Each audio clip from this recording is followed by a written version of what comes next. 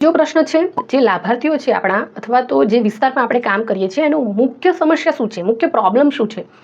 GeM के तमे एवुं कही शको के सर आ छेल्ला 1 महीनाथी के जे पण तमे करता होय के हूँ फील्ड वर्क करूं छुं अने मैं नोंध्युं छे के बाळको रेग्युलर स्कूले नथी आवता। तो सर मूळ समस्या शुं छे? तो तमारा जे पण सर हशे तमने कहेशे के मोटा भागना विद्यार्थीओ जे छे ए बाळमजूरीमां जोडाई जता होय छे एटले नथी नियमित आवता अथवा तो 10मा पछी भणवानुं छोडी दे छे। तो पछी तमने तरत ज ख्याल आवशे के अच्छा ओके भणवानुं केम छोडी दे छे केम के एमनी आर्थिक परिस्थिति खराब छे एटला माटे।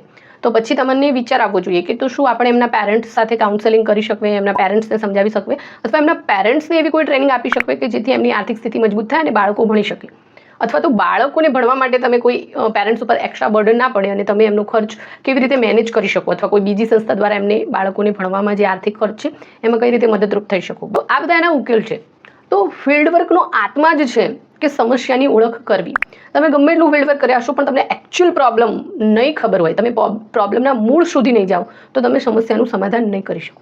અને જો તમને પ્રોબ્લેમ શું છે ખબર પડશે તો એક તો તમારા રિપોર્ટમાં ક્લેરિટી આવશે, તમારું રિપોર્ટની અંદર પ્રોબ્લેમનું એનાલિસિસ હશે જેનાથી તમારું જે વાઇવા છે એ બહુ જ ઇઝી થઈ જશે કેમ કે તમે વાઇવા લેનારને તમે કહો છો કે તમને કેવા પ્રશ્નો પૂછે કેમ કે તમારા રિપોર્ટમાં એ ક્લેરિટી છે, એ પ્રોબ્લેમ છે, એ પ્રોબ્લેમના આન્સર પણ છે।